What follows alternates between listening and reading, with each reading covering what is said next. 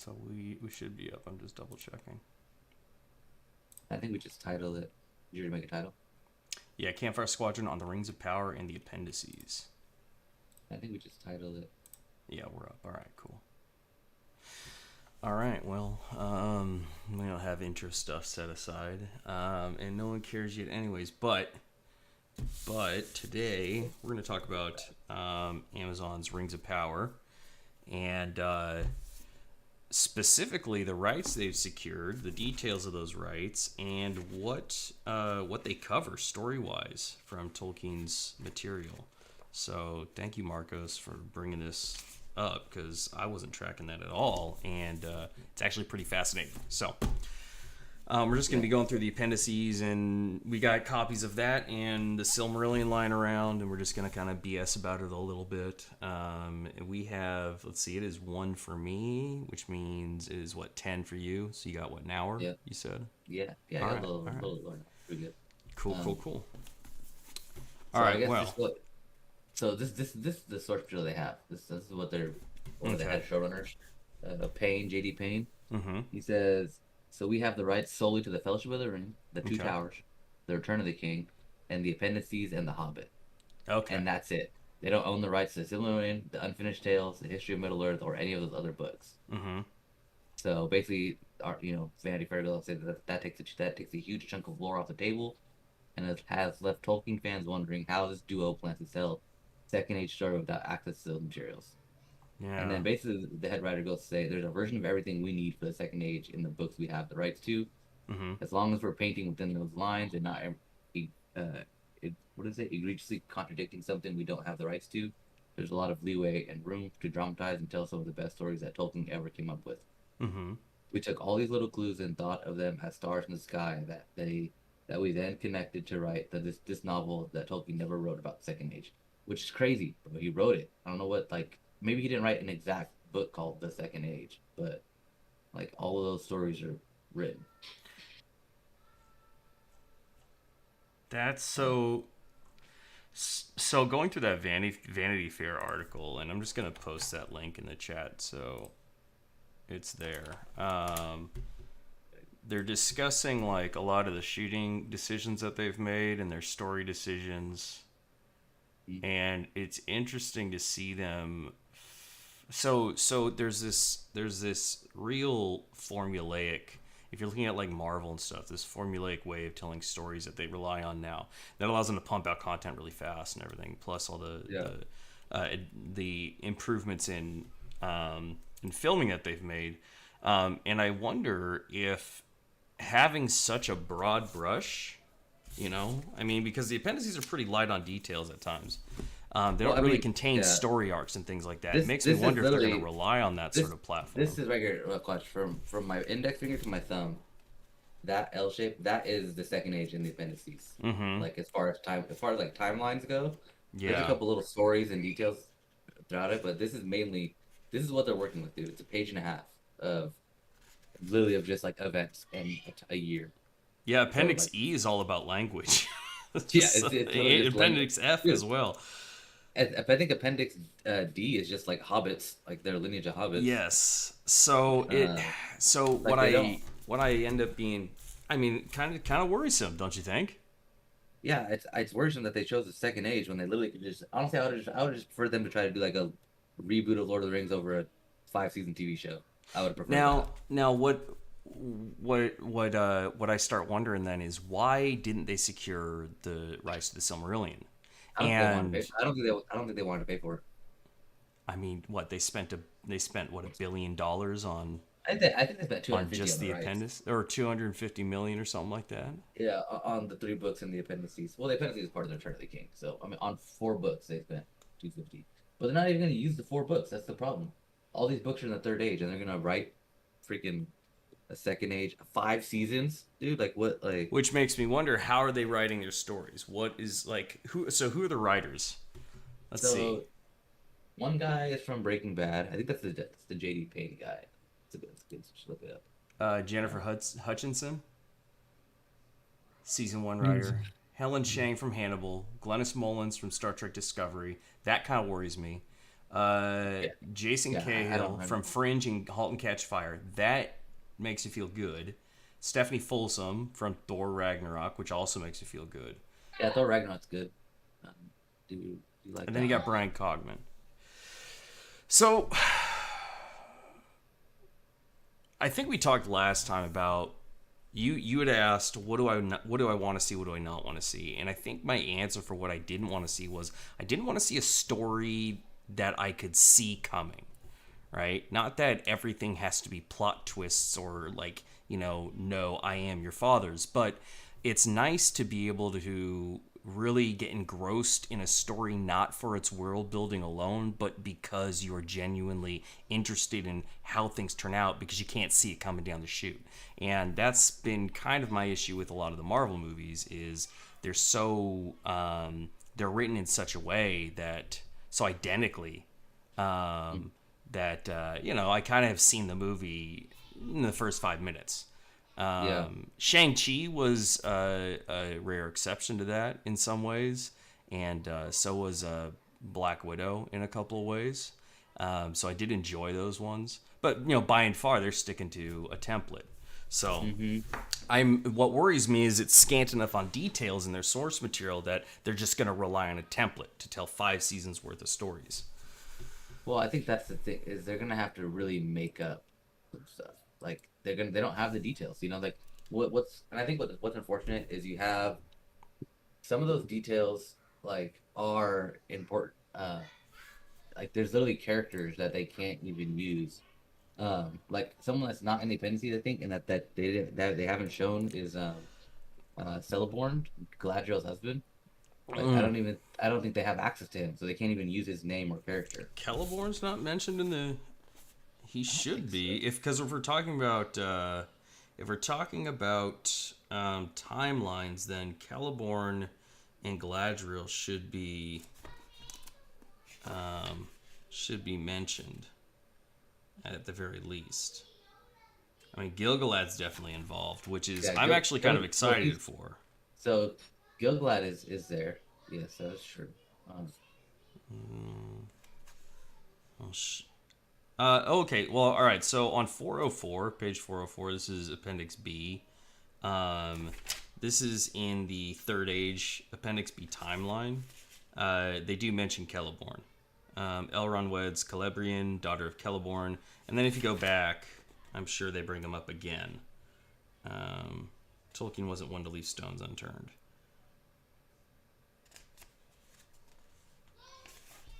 Let's see.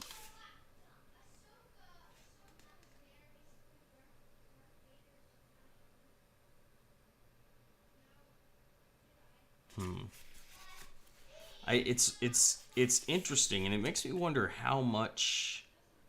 It really makes me wonder of the details of the agreements in the sale of the rights and what we might see. Like what sort of disagreements might come up. And it's interesting because I have not cared for details like this in forever. Then again, we're kind of like in our second and third round of rights exchanges for properties like this by this point. It's like you've got Star Wars, but then you have Star Wars Disney competing with Star Wars original. Now you've got Lord of the Yeah. Rings.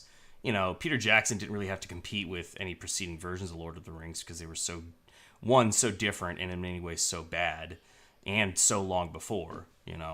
But then we had essentially The Hobbit competing with Peter Jackson's vision, and now we've got this, which will definitely be held as a candle to it, which I'm kind of worried about, and I'm actually really going to try to go in without those sorts of expectations.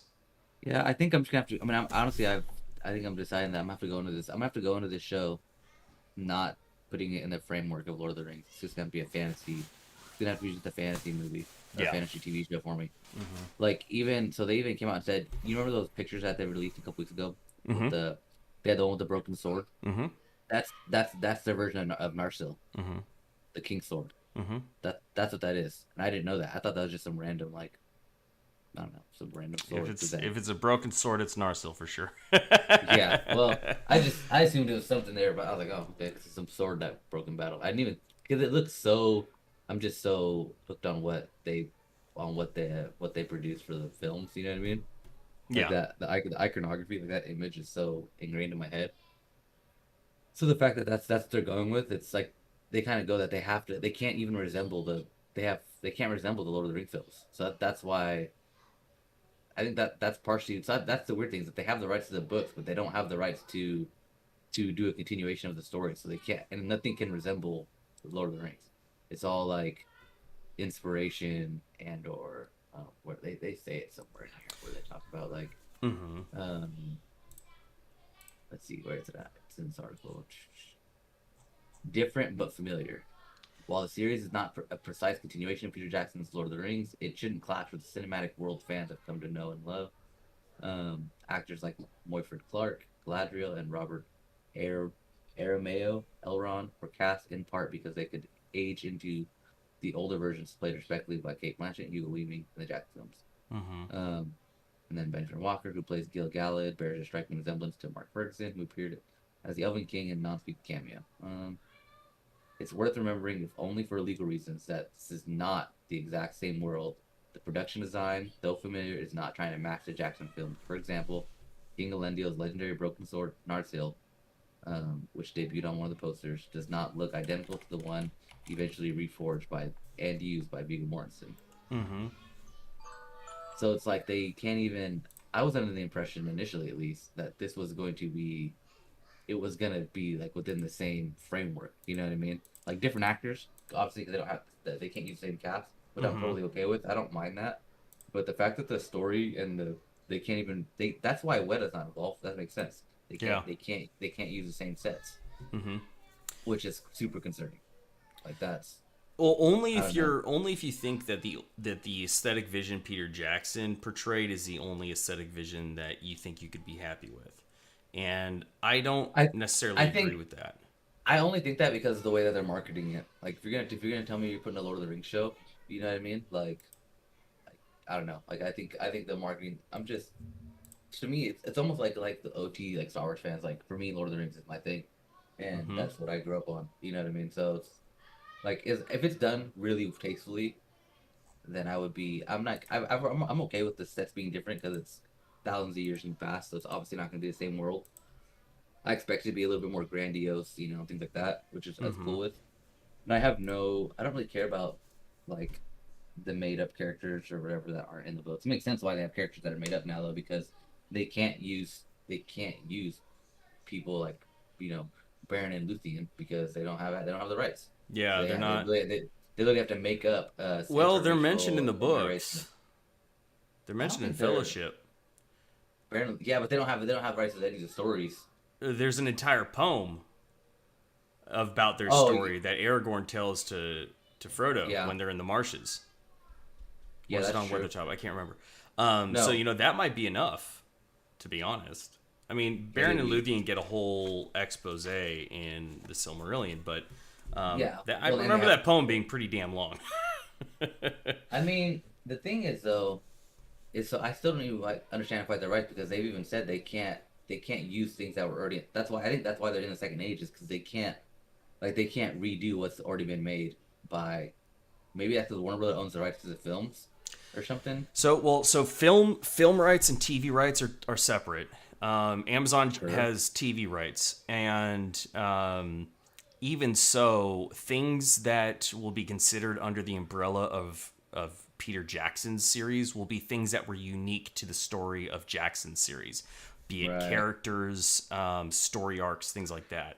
So that's if we're talking about redoing the trilogy, we would probably see a very different story arc being designed for Aragorn because the one that was designed by Peter Jackson is unique to Peter Jackson. Aragorn is not like the way he's portrayed in the Yeah. films I or mean, his books at honestly, all. if like, and if that's their line in the sand where they have to, like, I would have rather them just make a show starting with make the first two seasons like or the first season The Hobbit and just tell it like as accurately as possible to source material because they didn't do that in the movies. They deviated. Which in Lord of the Rings there's some things that they obviously cut out that make sense. But like if you're gonna do a TV show, give me the Fellowship of the Ring and throw Tom Bondeville in there. You know why not? You got 5 seasons. You can explain it out. You can make it. You can put it in there. The Yeah, movie doesn't make sense, yeah. but like if they follow the source show super accurately, then they would be getting around that line of it not being a representation of what Jackson did because he changed quite a few things. Um, Yeah, they would just have to find they'd have to find their own way around those problems. And mhm. that's fine, but I'm not necessarily interested in seeing or like a reboot of Lord of the Rings. I accept Jackson's films as the gold standard, and I Yeah, kind of want to keep it that way. But no, for sure. what makes me kind of hopeful is that along with this kind of vagueness in the details of the storytelling, what Amazon will choose to do, I'm hoping what they choose to do is really let create the creative freedom that Peter Jackson had that drove his films drive the writing team and the film production team for the show. And as I long as don't know if I that's trust these done writers, and dude. it's done with authenticity and support from the production studio, I think we'll end up with something that is different but great. And maybe even Yeah, nearly as memorable. Um, but considering the yeah, way big budget production has been going the last 10, 15 years, again, with the Disney Marvel example as a good, a good standard for that, I am kind of nervous because if they go that path, I'm likely not to be as satisfied. yeah. I just don't know. Honestly, I don't have a lot of faith in these writers. Like, no one on that writing team impresses me as far So as shows do what have you or. seen out of these writers? What of their Uh, which of so their the best. credentials are you familiar with? So I'm familiar with Breaking Bad, obviously. That's a good one. Mm-hmm. Hannibal, I haven't seen, but I've heard good things about that show. People that like that show say it's good, so that's not bad. Star Trek Discovery sucks. Thor Ragnarok's okay. I do like that one. It's a good deviation from the Thor movies, which weren't fantastic.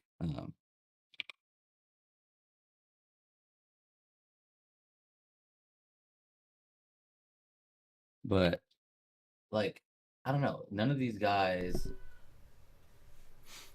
guys give me like that they could freaking write Lord of the Rings. Like I just don't like get Well, Breaking Bad is good, but what does writing Breaking Bad have to do with writing freaking a Lord of the Rings story? Not that I mean writing is writing, right? so that's A good writer can do something good.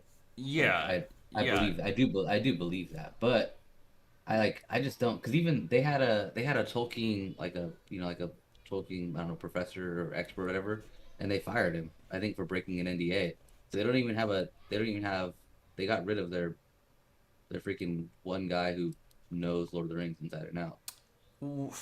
That's going to be really subjective as far as like what is Lord of the Rings, right? Because again, Well, if you're coming at it with I think he's just expectations, a yeah I think he's just like a scholar who which means he's going to be good for getting details right, like mm, names and things like that. I wouldn't trust him to be a writer that can really no, produce but something, I don't.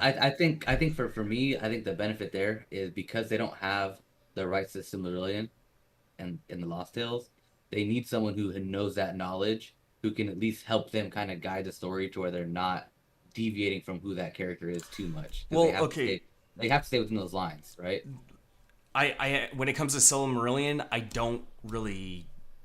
The Silmarillion is a different type of story. It's not a Well, story of character it's development. It's a chronology of events. yeah, it's like a history book It's a basically. history book. It's Yeah, written like a history book. That's why it's really hard to read and really hard to remember. But yeah. so when it comes to writers taking the material fleshed out or not, whether you're getting the fleshed out version of the Silmarillion or the bare bones version of the Appendices, um, how Tolkien-esque the writing isn't really going to be a factor here unless they're producing like a biopic, which they're not. Mm-hmm. They're Mm-hmm. telling a character development story, right? They've got 22 characters and they're going to flesh out all these storylines for them, etc. and so forth. What would be bad is for those storylines to all be based on readily available archetypes that we can see a mile away and basically have the whole thing dressed up really pretty but play out just like any other movie. Um, if we if they write us a story that's like the Silmarillion in its tone and everything, then it's going to be really fucking boring. Hmm. And so I don't care so much for the accuracy of details, right? If someone's name is changed or something like that, if something affects the way a character develops in a story, that's different to me. But I Yeah. think they would do a good job being accurate enough with or without their expert. Now, again, if we're not looking at the Silmarillion as a source material, then comparing what we see in the appendices to that source material really isn't a big deal, anyways. Yeah. It's sparse enough that they should be able to fact check themselves. But again, it's not the facts that are going to make or break the quality of the Well, show. well, I mean, also they unofficially can't even fact check themselves, right? Legally, like they officially can't announce that they're even using the Silmarillion or anything else outside of the four books to guide themselves. That might So not be true. I mean, because one thing you have to do when you're portraying rights is, or when you're sticking to rights agreements, is you have to know what to avoid. So they yeah, definitely get to research this. They definitely get to well, look for at it. sure, yeah, but Um, they can't. and Yeah, they can't. as long as they're not taking something that's in this that isn't in the appendices and then using it as if it were from the appendices, there's no Hmm. problem. And honestly, I would trust any Hollywood writer to be able to do that. Yeah. So what does interest me about this list of writers is the order that they're in, and I can't help but assume that that's Well, some the bias on behalf of the author of the article. JD But Payne and the other guy are the head showrunners. Everybody else is just like a writer on the team. So Payne and what's the other guy? McKay, McKay. and what are their credentials? Let's see. I think one of them is the Breaking Bad guy, and then one of them is the Star Trek Discovery. Jennifer Hutchinson is credited for Breaking Bad too. So Okay, maybe if not then. let's see, Maybe I am confused. Which means maybe these guys be the worst ones. I'm gonna look them up real quick. So my Excuse me. the AD Payne writer. See what has he got?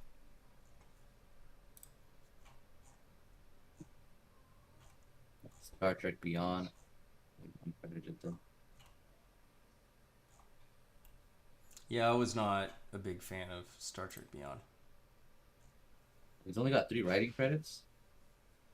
Rings of Power, and then he's doing an early screenplay for the Flash Gordon Flash Gordon. reboot. Hmm. Okay, so he has no credentials, really. Okay. I mean, so I guess that's a little reassuring. I'm cool with that. I'm cool with someone being a new writer. Yeah, I mean, it makes me wonder what the I don't know why they went with him, but I mean that's good for him, I well, guess. I mean, they didn't just go with him, right? Which is important. To Well, yeah, wait, but does he's Patrick he's McKay have the same writing credits? are they a team? What the fuck? If you look up Patrick McKay and Oh, JD Payne separately, they have the same IMDb page. it looks like it. That doesn't make sense. There's no way. How does that work? Um, Movies. Okay, let's see. So he did Jungle Cruise and Goliath. Okay. See film credits.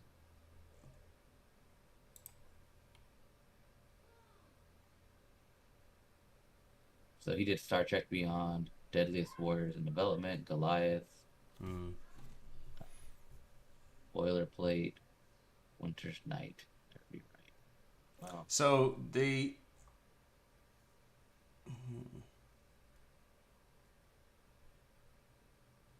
So it probably came down to their uncredited writing samples.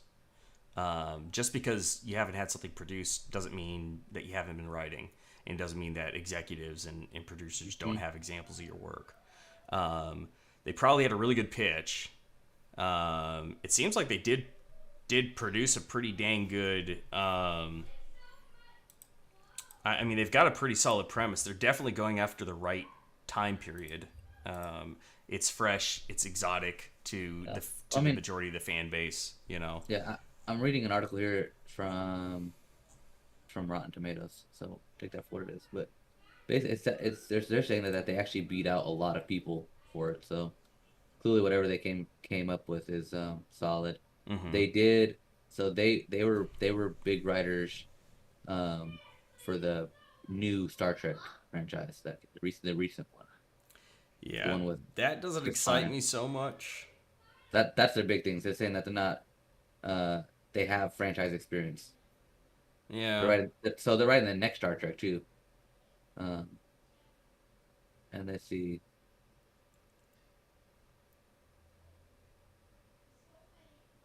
Oh, and they're doing Starship Enterprise. That's right. And then they wrote Jungle Cruise for Disney. which I did not see, but I I heard don't good I don't I, things. I don't watch that either.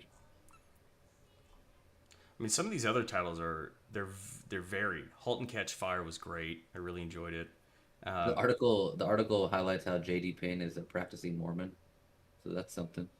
well, all right. To be fair, I mean, if you're qualifying him there with that, No, I think it's just a funny thing it's a weird thing Orson to put Scott into Card's a his. Mormon. He wrote Ender's Yeah, Game, so yeah. It's just a weird thing to put in your like as a writer. Oh, he's a writer. He's a Mormon as well. yeah, But I guess yeah. yeah. They mentioned in the Vanity Fair Well, articles. you Well, know both what? Patrick and I have religious backgrounds. Payne says. Um, Well, so these two guys have been writing together for 20 years, so that's good. That means that okay. they probably have a very good writing relationship, Yeah. obviously. And it So looks like they've chosen a pretty decent round robin of support writers. So again, not super excited about Star Trek Discovery. Not that I don't hate, not that I hate watching Discovery. It's just honestly, I put it on and I kind of just go through it and it's whatever. It's more to just be caught up than because I really enjoy it. But yeah, it's got its moments. But there are a lot of really good things about Fringe and *Halt and Catch Fire*. *Stranger Things* is pretty well written. *Hannibal* was really engrossing, Stranger and Things is *Breaking okay. I Bad* feel like is classic. Is a classic for a reason. So I think that's a good what would you call it? What do you call it? It's a good abattoir of writers there. um So I got some confidence, I suppose. But I'm yeah, not gonna I'm I not think gonna for me count the my biggest chickens thing for the hen. is like realizing that they don't have the rights to what they're actually writing. It's like, okay, so this is not going to be like I need to get that faith that it's going to be a Lord of the Rings continuation or any type of show like that. It's going to be its own independent, like Lord of the Rings esque, built in that world, but it's going to be its independent own like fantasy franchise, which I'm Yeah. okay with if it's good. If it's good, I'm okay with it. I'm not going to hate it. Here's the issue with Tolkien in this day and age, in the post Jackson films day and age, is when you go back and you actually read Tolkien, it's enjoyable if you grew up reading Tolkien.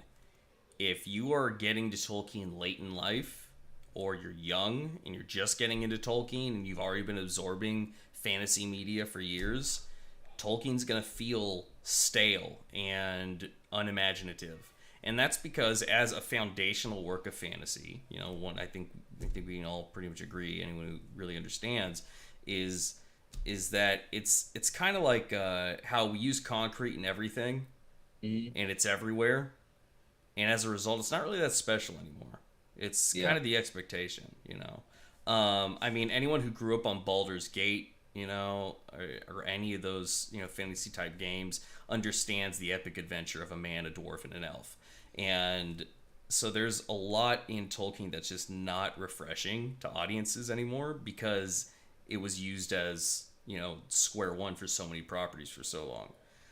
The yeah. I mean, Silmarillion only doubles I down on think that I, issue. I think it's like that with Game of Thrones, right? There's a lot of people that like Game of Thrones that don't like Lord of the Rings, and it's like Game of Thrones is literally inspired by that. Is where Well, you get. it's inspired to an extent, right? But I think if you were to map a Well, Venn they're very, diagram of what yeah, people they're like very, about Lord of the Rings versus what people like about Game of Thrones, they have very different answers. yeah, They wouldn't have as much overlap. I mean, sure, there's swords and dragons, in both of yeah. them, but I think one thing about Lord of the Rings that always encapsulated me is the fact that the world is so deep. You know what I mean? Like yeah, the lore is so, like I'm a big lore guy, so I like the fact that the lore is so deep and vast. And so for this show, I think what kind of not I guess it doesn't have to be concerning, but it definitely is something that is like a make you take a step back. The fact that they can't even explore that deep lore that I love. Like they have to basically just make some stuff up. Which if it's good, I'm okay with it, I guess. As long as it's good. Um but if it sucks, then I'm just gonna be like, why did they make this show? What's the Here's, you know, lore is the interesting question because what you're talking about here is world building, not storytelling. And Yeah. while there's some And overlap, they are two distinctly different things. yeah, for sure. And I'm okay if they build a good world. That's what I'm saying. Like if it ends Mm-hmm. up being a good show and they do like they can use Elrond and all these big names, and if they can build a captivating world that feels like it's Tolkien, but it's not anything that he necessarily put out specifically. I'm okay with that. Like I'm okay with that. Mm-hmm. I'm not gonna boycott the show, but it has to have that. It has to capture that for me. I don't need Peter Jackson's films in 5 seasons. Be nice. I'd love it, but I don't need that. That's not what I'm looking for. What I'm looking for is good storytelling and good world building with what they have. I mean, like and Galadriel are great characters. They have Gil-galad, all super powerful elves. During the Fourth is very cool, depending on how they handle that whole thing. But there's a couple random things like the Meteor Man. Who is that? I saw some people speculating that's actually going to be Sauron, and that's how he's Mm-hmm. going to disguise himself. He's going to disguise himself like a wizard coming from the sky. Mm-hmm. Um, are the blue wizards mentioned in the Appendices? I don't think so. I don't remember them being there. Because that would be one thing that I would be totally okay. Because the blue wizards are like some people that Tolkien never explains, and so if the blue wizards are in the Appendices, I would love to see creative people like give the I'm blue just gonna wizards Google that a whole. actually because it might take too long to see.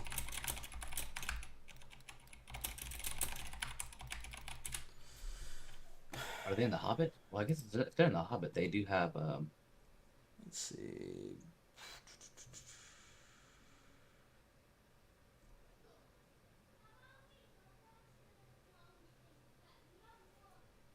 Hmm.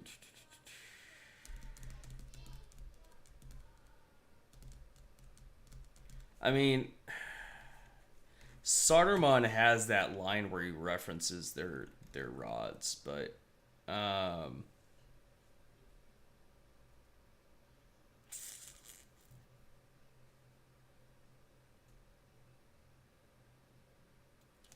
and there's only two of them. I'm there's like trying to two blue get wizards. Yeah, I'm trying to get their source. Gandalf mentions them in the Hobbit as well to Bilbo. That's right, he does. I think that's where they crop up first.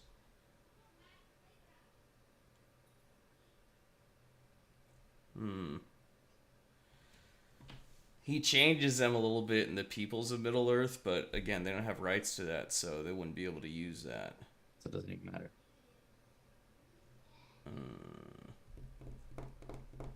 Hmm. So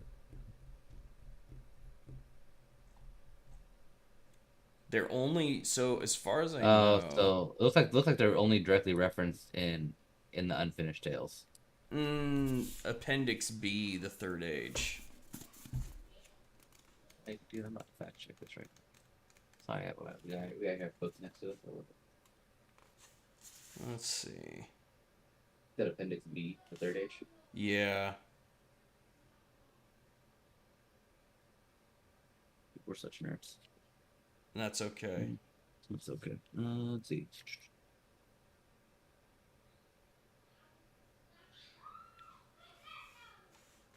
Dude, I almost would have rather them have them just do Third Age stuff where they have that like a little bit more free reign. You know what I mean? Or than like Fourth Age stuff they don't Fourth really. Age, fourth. Well, the thing is, it's kind of hard to like. There's a lot of stuff that happens in the Fourth There's a Age. lot of stuff You that got happens, but like if you're trying to craft like an epic fantasy story, it's kind of hard to follow directly follow the destruction of Sauron. And not that I'm necessarily convinced that that's important. I don't think bigger is better. I don't think a bigger enemy, is a better enemy. yeah. I mean, I'm very excited To to be see like a fair, young. I'm very excited to see a young Sauron. Like that's gonna be sick if it's done right. It seems to be the theme of the thing as long as it's done right. Well, Mm, you really want to understand for yourself what it's done right means to you, right? Like if you're going to hold it's expectations, it's you want to so know, you want to clearly yeah. know I what they think are. so. My patience is I want to be sucked into the story, and I Hmm. want to I just want to I want it to be a good story that I enjoy. That has to. If you're gonna tell me the show's called Lord of the Rings: Rings of Power, I better be sucked into the world of Lord of the Rings. I don't need it to be anything specific. As much as I would like certain things, as long as it captures that essence for me and gives me that okay, I'm watching like Lord of the Rings content. I don't Hmm. really necessarily care about the rest of it as long as it's good storytelling, world building. Now the fact that they don't have the rights is going to make that a little harder for me for them to kind of bring me into that world. But if they can do it, I'm all for it. I'm gonna watch the show. You know what I mean? And I'm gonna be all about it. But there's definitely, I think initially, I think for me, they're gonna have to like get over. I think part of it is because it's nostalgic and it's like I like Lord of the Rings is what I grew up on. Like when I moved to Mexico and I didn't have any friends, I just wasn't from there. I didn't speak the language fully yet. Hmm. I read Lord of the Rings. Like I played with my Lord of the Rings toys. Like that's what I did. You know what I mean? Yeah. So for me, like some of the set pieces and some of that stuff is very deep and nostalgic to me. That like it is gonna take a very compelling, like immersive story Hmm. for me to get over that Narsil looks like that. Like I'm okay with Hmm. it if it's, but it is gonna take a little bit more for me to kind of really be sold into that because it does hold such a. It's like if they changed Luke's lightsaber, right? Like let's say Disney didn't they couldn't reference that material directly, so they had to make his lightsaber hilt look different. It's like it'd be cool, but it'd be like okay, that's fine, I guess. But then if you every time you see, it, you're like, oh, that's not Luke's saber though. Like that's some other random, you know what I mean? So like that's what like it's I kind of had to it's let. I've been traumatized enough by Star Wars that I had to let yeah go of that. I had to let go for of all sure. of that. Well, and that's the thing. And I'm not as a Lord of the Rings fan. I'm not that. I do love Star Wars, and I want the same thing. But I'm not ready to go to that with Lord of the Rings. I don't want to sit here and be like last I thing I need, dude, is a sequel trilogy for Lord of the Rings. Oh my gosh, dude, I would be the worst. That would hit harder than Star Wars. what I can say is I have a lot of confidence in Jason Cahill. I really liked *Halt and Catch Fire*, and what's interesting about *Halt and Catch Fire* is it I don't think does. I don't think I've seen that. Halton Catch Fire. It's about Is it a show or a I movie? it's actually got oh, what's his Oh, it's a TV name? series. It's Lee got Pace. hmm? Lee Pace. Yeah, yeah. It's got Lee Pace in it, who played Thranduil in the Hobbit movies, and I think he did a fantastic job. I did. So I was really happy about that. But the thing that I like about *Halt and Catch Fire* is it takes a time period, an aesthetic, and basically an environment that's pretty banal. It's early '80s kind of deal. Hmm. We're talking about Silicon Valley and the development of take-home computers and the internet. We're talking Yeah. about multiplayer online gaming and forums and things like that. We're talking about pretty banal like stuff that people have used uh, to spin creative storytelling. But Cahill and the rest of that team manages to turn that into creative storytelling. *Halt and Catch Fire* is a really compelling drama. It is really Mm. enjoyable to watch. I absolutely loved it. I recommend it to anybody. And they transition in the story a lot between seasons as well. So Hmm. they're used to taking something that's relatively banal, which you could argue the appendices are, and turning it into something really engrossing. So, and it's a combination of aesthetic portrayal, character development, acting, of course, and in tone. And I want to have confidence that writers like Cahill are going to be able to bring those four ingredients to the table, Yeah. or at least bringing the tone and the character development and whatnot. Of course, Amazon is bringing the talent. Hmm. Writers aren't picking the actors, but um, yeah. So I would like to have a high degree of confidence. It's honestly Amazon's involvement that lowers my degree of confidence. You know, Yeah. they want something that's going to make lots of money and bring lots of subscribers to Amazon Prime, especially The with them thing. jacking up their rates. Yeah. The thing though too, it's like let's say the first season sucks. What do they do? They make You know four what I mean? more. Like four more shitty seasons. My hope would be that with the obligation of making 5 seasons, they would be very invested in I think making they're things already. better. I think they're still filming. I think they're like filming all five like continuously. Honestly, that's the best way to do it. Do you hear that in the background? Yeah, a little bit. But I figured my son was crying earlier during breakfast, so I'm sure people heard him as well. All right, sorry, I just had to yell at my kids. Yeah. Um, oh, what were we saying? Um, You know what? I mean, honestly, like I said, I think oh yeah, making 5 seasons. Like that's a so lot. so That's a lot making of. them That's a lot making of. them all at once. This see what killed the sequel trilogy of Star Wars. It was feedback, and then an Mm. overreaction to feedback. Yeah, It and then Reddit wrote the shredded last itself movie. apart. You They know, literally just ripped Reddit comments and made that the last movie, the it Rise of is Skywalker. It's literally just terrible. built off Reddit. It's literally just a Yeah, bunch of Reddit exactly. people So wrote that filming them movie. all at once, at least we'll get consistency with the quality. And honestly, if it's all, How are I they doubt it filming? will all be shit. If it's all kind of banal and predictable, fuck, I'll live. But if it's tearing I mean, itself honestly, apart back and forth between seasons, I'd be very honestly, unhappy. if they don't have the full source material anyways, then I doubt they're gonna be able to. They'll probably surprise us. It's not like we're gonna freaking. You know what I mean? Yeah, that's true. Uh, It's not like we like can they're go gonna back and say, hey, but in they're literally here, gonna they're literally gonna just start making shit up. So if it's good, I'm okay with it. I'll take it. I guess you know. maybe it'll end up like I Harrison Ford's Cowboys and Aliens. I hope not. Uh, okay, no. So it looks like they're gonna start filming season two mid 2022. So Okay. there's a little bit of a break there. I mean that's fair. You can't expect people to film 5 seasons. Like, what are they gonna be gone for freaking 6 years? You know what I mean? Well, Like what I really hope in that they're living in New Zealand. diminishing, they're really gonna tamper down on the influence of feedback from audiences. And I Yeah, really honestly, wish this is that something that that's gonna be their thing. Is they need to pick a story, and even if it's rough, they need to just stick to it and just flesh it out better and better each season. yeah You know what I mean? Like yeah just make it like keep don't whittling like away at the same just piece. improve. Don't chunk it out for a Yeah, new one. Yeah just improve on like okay, that first season wasn't great. Okay, well what were some big feedbacks? Okay, let's change little things.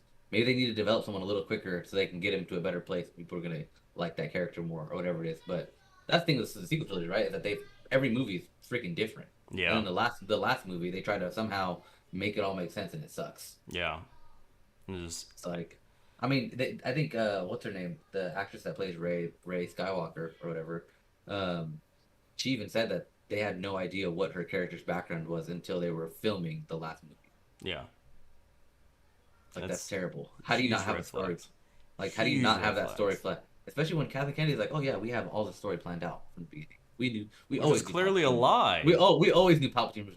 No, he wasn't. Nobody Bullshit. wanted. I Nobody wanted honestly, I'm Palpatine to most return. disappointed in Kathleen Kennedy, for that fuck up because she's been She's the managing leader. Lucasfilm properties for decades. She's the leader. She takes full responsibility.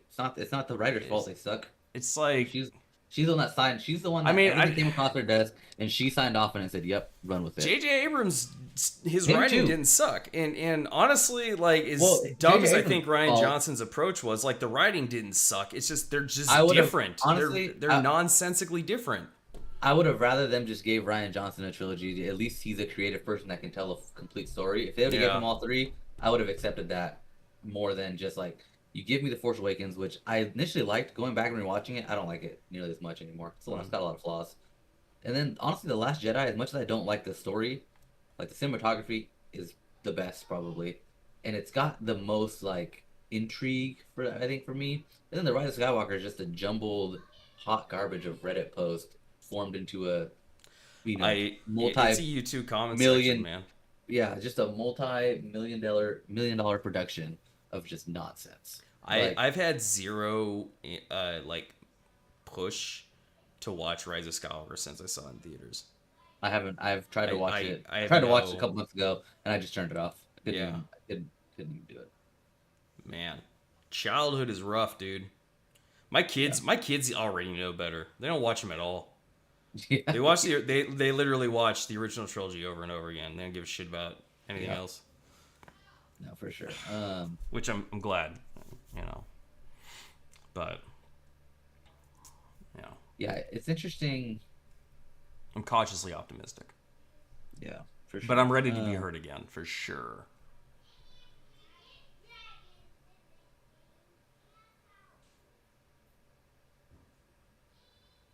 It's a shame. Yeah, I mean, I don't know. I think it's super interesting to me that they have is the appendices, and they're gonna write 5 seasons of the Second Age. Like, it's very bold, Yeah. but it does give them the most room for creativity, I guess. So there's that. Hold on. What's up? Can I have a Pop-Tart? No, you may not have a Pop-Tart. There are oranges. You can have oranges.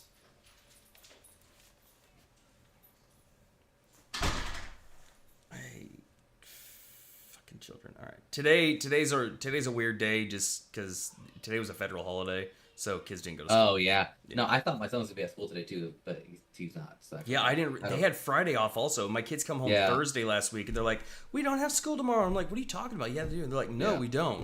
I'm like, "Yeah, you do." They're like, "No, Dad, seriously, we don't. Not Friday, not Monday." I'm like, "What?" And I go check the schedule on the fridge, and yeah, we got sprung with a 4-day weekend. I was just like, I was not ready for this at all. Yep. So been trapped in the house with these psychopaths. It's So great. it sounds. I'm looking at this article more, and it sounds like they're gonna be telling. I think each season is gonna be a big story. It's gonna be like a storyline, like a big event is gonna take place over that whole season.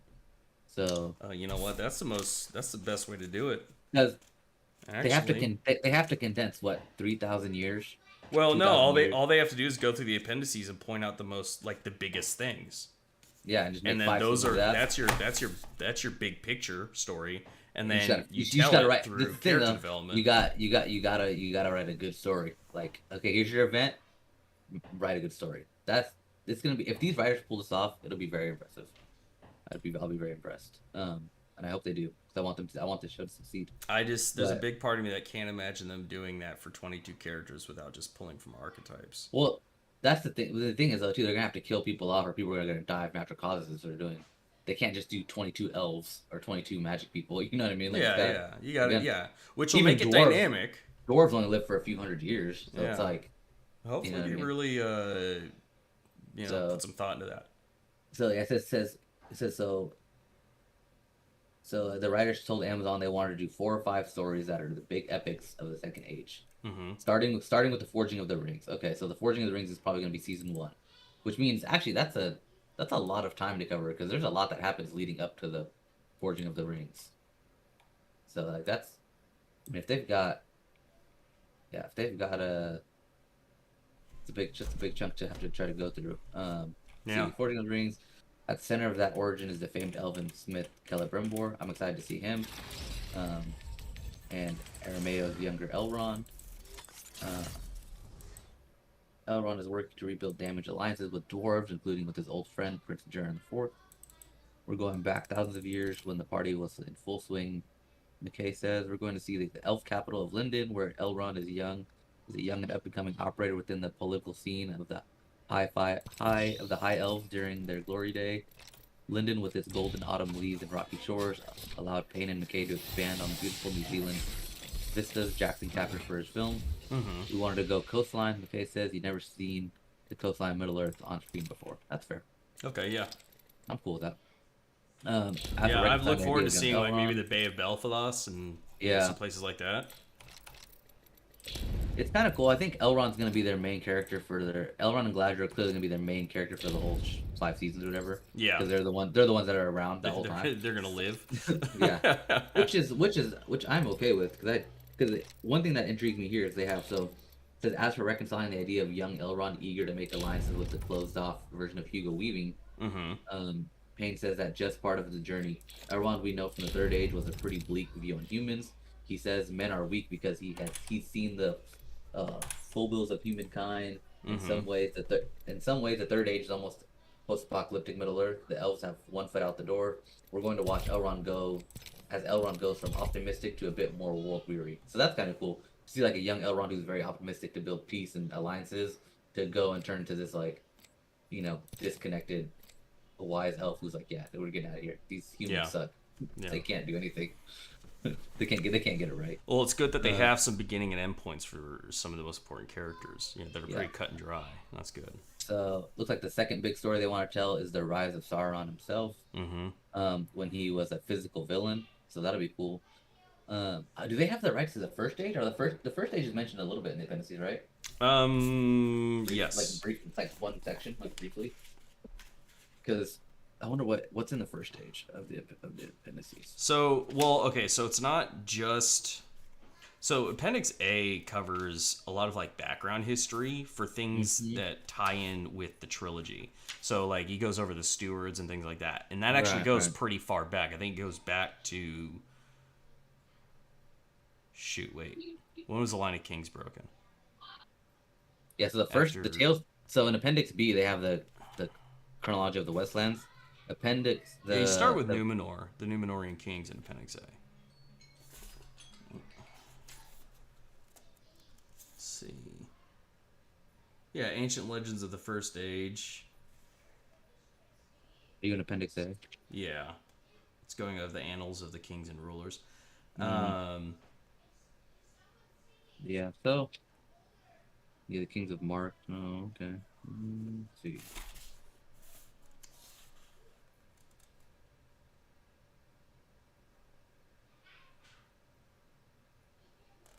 Yeah, there's plenty in there to mention. So, and honestly, I'm wondering if the Saul Zan's company will piecemeal certain things out to them. I don't know. I mean, I'm sure they'll take a little bag, a little extra chunk of change, a little couple $100,000 for some storylines. Yeah, for a right. couple little plot details.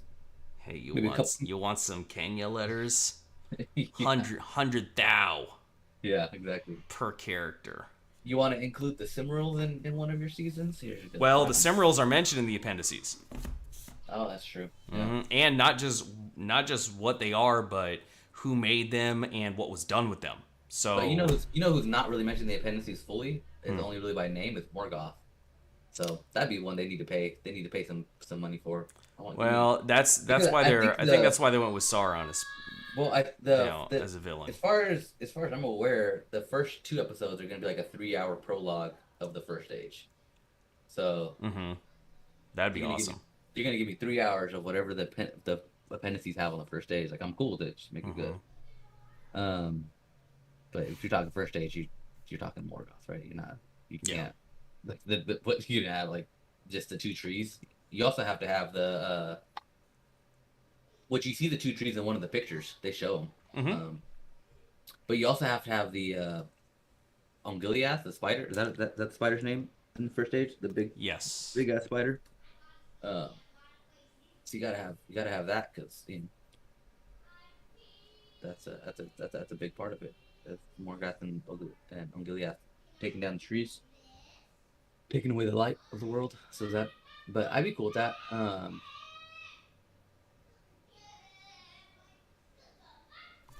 I gotta go put down some really kids. Yeah, no worries, dude. So you wanna call it today? Yeah. So you said you're working today? Yeah, I gotta work today, but I'm working Monday. I thought Monday was your day off. It is, yeah. I gave my my leads the day off today, so I have to go in and basically cover for them. What a nice guy. They run the shift on Mondays, but they got PTO to use before it runs out, so I'm gonna cover today. But I'm working Monday through Friday this week, and then I have Saturday off, Saturday, Sunday, Monday off, and then next week I'm only working Tuesday through Thursday, then I have Friday through Monday off, so I'll have some time. I'm only working Sunday. Nice. Okay. So cool. Keep me posted. We should do some gaming as well. Yeah, for sure. I'm down. All right. Well, I'll catch you around, man. Thank you very much. Anyone who stopped by to listen, we'll be back. Yep. Next Monday. Appreciate it. All right. Peace. All right, man.